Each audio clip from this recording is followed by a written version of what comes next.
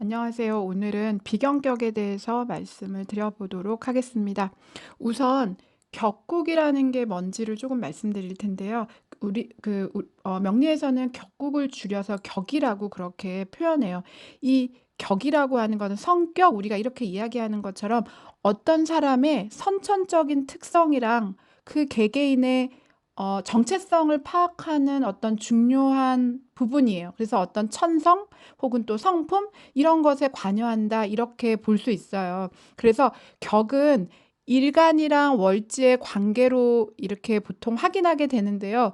우리가 보통 월지에 비견이 있으면 비경격 혹은 비견은 걸록격이다 그렇게 이야기해요. 그래서 걸록격이 비경격을 말하는구나 이렇게 이제 들으실 땐 아시는 게 좋겠죠. 그리고 겁재가 월지에 놓여져 있을 때는 우리가 겁재격 혹은 양인격이다 이렇게 이야기한다는 거. 그리고 식신격, 상관격, 정제격, 편제격, 정관격, 평관격, 평관격 같은 경우에는 칠살격이라고도 그렇게 이야기하죠. 그리고 정인격, 편인격 이렇게 우리가 분류하고 있어요. 그래서 걸록격이라고 하는 것은 월지가 일간의 걸록에 해당하기 때문에 비견에 해당하기 때문에 우리가 걸록격이다, 비견격이다 이렇게 이제 얘기하고 있다는 거 알아두시기 바라겠습니다. 그러면 격을 정하는 순서, 방법에 대해서 이제 잠깐 말씀을 드린다고 그러면 월지 지장간에 그 월지에 놓여져 있는 그 지지의 글자에 지장간에 보면은 보통 두세 개의 그 글자가 놓여져 있어요. 그래서 그 두세 개의 글자를 우리가 이제 명리적으로 이야기할 때 정기, 중기, 여기 이렇게 말하기도 하고요. 정기 같은 경우에는 본기이다 그렇게 말하기도 하고 마지막에 여기 같은 경우에는 초기이다 이렇게 말하기도 해요. 그래서 우선 월지를 보고 그 월지의 그 지장간 안에 있는 글자를 볼 때 지장간 안에 있는 첫 번째는 월지 지장간에 놓여져 있는 정기, 본기의 글자를 격으로 보고 있어요.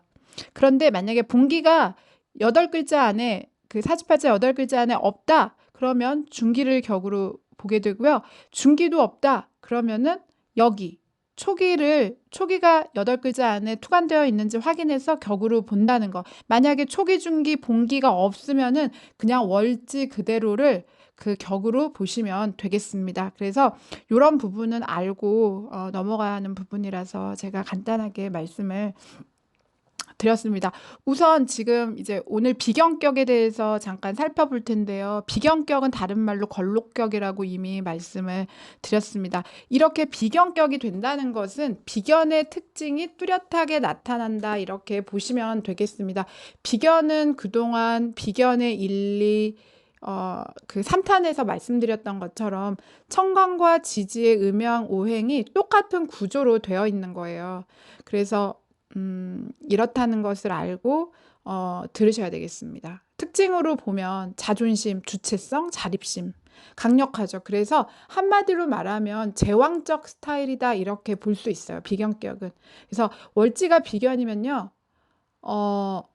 내가 세상의 중심인 거예요. 대부분 사람들이 그럼 내가 세상의 중심이죠 이렇게 이야기하잖아요. 그런데 사람들은 다 달라요. 내가 세상의 중심이라고 생각하는 사람도 있고요. 내가 세상을 부리겠다고 생각하는 사람도 있고요. 세상 속에 내가 쓰여진다고 생각하는 사람들도 있어요. 정관격 같은 경우에는 세상이 나를 쓰는 거예요. 그런데 비견격 같은 경우에는 내가 세상 자체다 이렇게 생각하면서 사는 사람이라는 거예요. 잘 알아두셔야 될 것 같아요. 그래서 비견격은요, 나와 동등한 경쟁자가 되게 많아요. 내가 세상의 중심인데 내 입장에서 봤을 때는 모든 사람들이 다 자기 중심적으로 산다고 생각하면서 보는 거예요.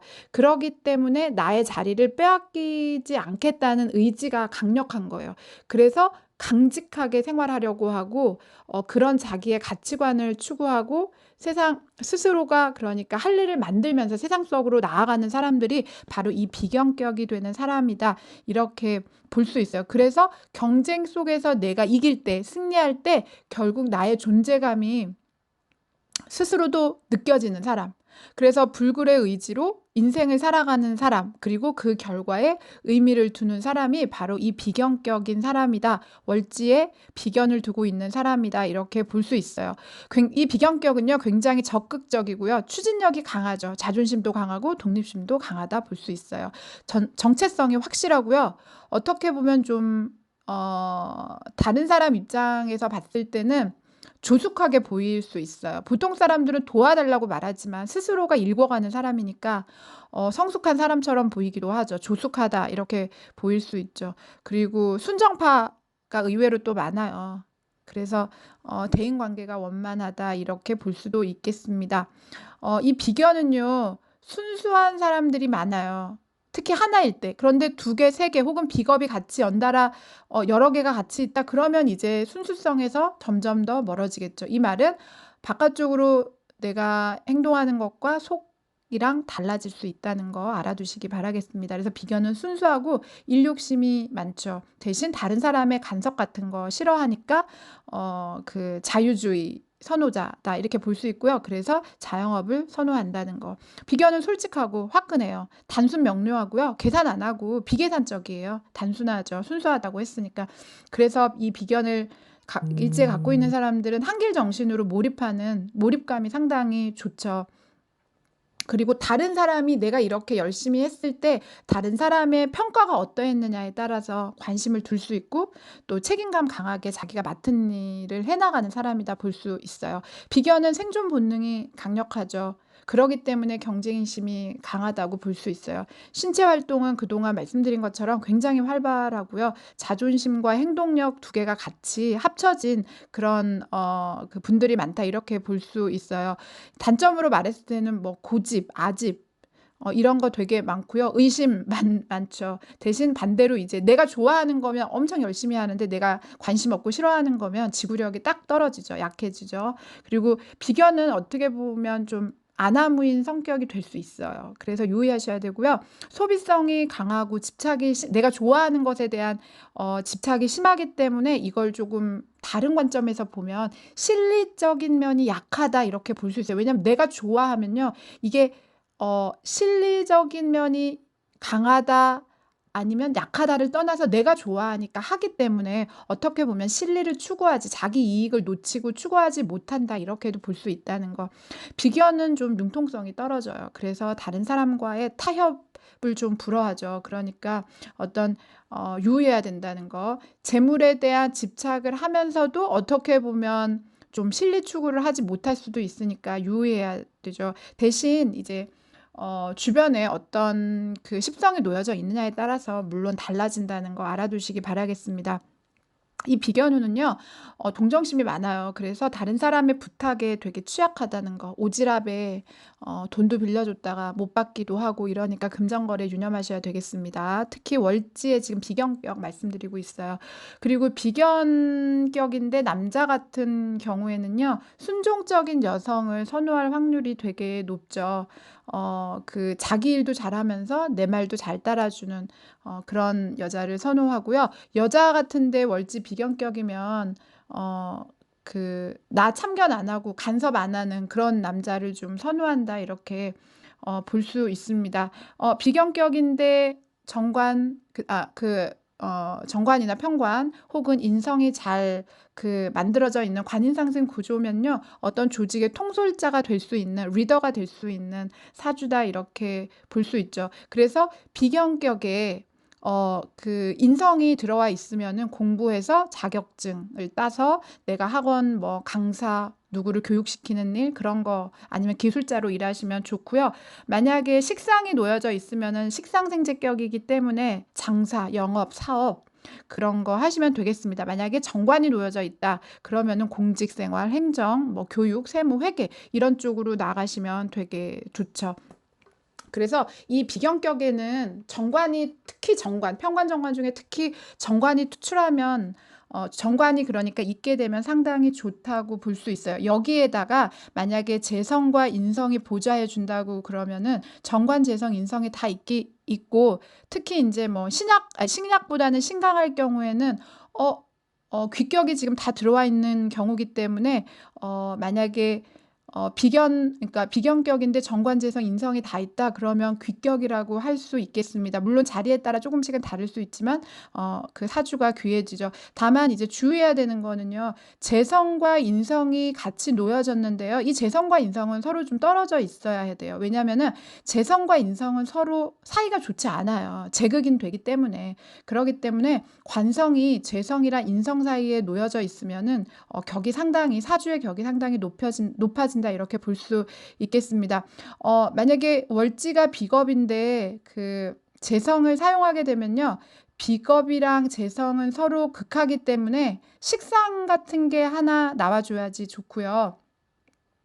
그렇게 해서 이제 비겁은 식상을 생하고 식상은 재성을 생하게 이렇게 해서 움직이는 게 좋죠. 만약에 식상이 없으면 비겁과 재성만 있다 그러면은 100% 그러니까 비견이 재성을 써먹을 수가 없어요. 그래서 이런 부분 식상이 하나 정도 더 들어와 있으면 좋다 이렇게 볼 수 있고요. 만약에 비견격에서 그 격을 따질 때 재성이랑 관성이 없고 식상을 많이 사용하게 되잖아요. 식상이 오히려 많다 그러면 식상이 많다. 그것도 나쁘지 않아요. 그래서 비겁을 설계시키면서 식상으로 움직여도 좋다는 거. 특히 만약에 뭐 목일간이라든지 금일간, 그러니까 목기운이나 금일간이 강한 이제 비견이나 겁재 같은 경우에는 식상으로 설계되면 상당히 귀한 사주가 될 수 있습니다. 왜냐하면은 목일간 같은 경우에는 식상이면 이제 화를 만나게 되잖아요. 그래서 목이 화를 만나면 우리가 보통 명리에서 목화통명이다 이렇게 이야기하고, 금일간 같은 경우에는 식상으로 술을 만나게 되면은 보통 우리가 금수영통이다 이렇게 이야기하죠. 그래서 목일간이나 금일간, 그러니까 목기운이나 금이 강한 그 비겁일간인 경우에는 예를 들어가지고 이런 식상이 나오면은 좋다 이렇게 말씀드릴 수 있겠습니다. 비견격에 정관이랑 편관이 동시에 만약에 투출되어 있다, 나와 있다 사주 안에, 그러면은 식상으로 둘 중에 하나는 쳐주는 게 좋죠. 그래서 두 개 중에 깨끗한 것, 반듯한 것, 나에게 필요한 것을 취하면 귀격이 될 수 있는데, 만약에 정편관이 혼잡되고 여러 개가 나와 있으면 조금 어려울 수 있어요. 책임감이 뒤따르고 그 내 스스로가 부담을 가질 수 있기 때문에 어려울 수 있겠습니다. 그래서 만약에 식상으로 그 정편관이 동시에 투출되어 있으면, 나와 있으면은 두 개 중에 하나는 버리고 나은 하나를 취하면 귀격으로 만들 수 있다는 거 공부하시는 분들이 알아두시면 좋겠습니다. 그리고 만약에 정관이 두 개 투출되어 있다 그러면은 상관으로 두 개 중에 하나는 없애고 하나만 가지고 가는 것이 좋겠죠. 물론 이런 것들은 공부를 하신 분들이 이런 것들도 사실은 좀 써먹을 수 있는 거기 때문에 공부하실 때 알아두셨으면 좋겠습니다. 만약에 또 제가 드리고 싶은 얘기는요. 정관이 두세 개가 나와서, 정편관이 두세 개가 나와서 다툴 때는 상관이 있어야 되지만, 식상으로 하나는 없애줘야 되지만, 정관이 하나이고 재성이나 만약에 그 인성이 없어, 내 사주에 비견격인데 정관이 하나 고독하게 나와 있고 재성이나 인성이 돕지 않으면은 격은 좀 떨어질 수 있어요. 그러니까 이 말은 사주의 그러니까 귀함이 떨어질 수 있다 이렇게 볼 수 있고, 만약에 정관이 있는데 상관이 투출되어 있다 가까이에, 그러면 격이 깨져버리죠. 그래서 유념해야 된다는 거 알아두셨으면 좋겠습니다. 그리고 만약에 그 천간에 그 비견격의 천간의 재성이 하나만 투출되어 있다, 깨끗하게, 그러면 지지에 만약에 깨끗하게 이제 투출되어 있다, 그럴 때는 살아가는 삶은 부유하게 살아갈 수 있지만 명예가 드높지 않기 때문에 귀하다 이렇게 우리가 조금 말하기는 명리적으로 어려울 수 있다는 거 알아주셨으면 좋겠습니다.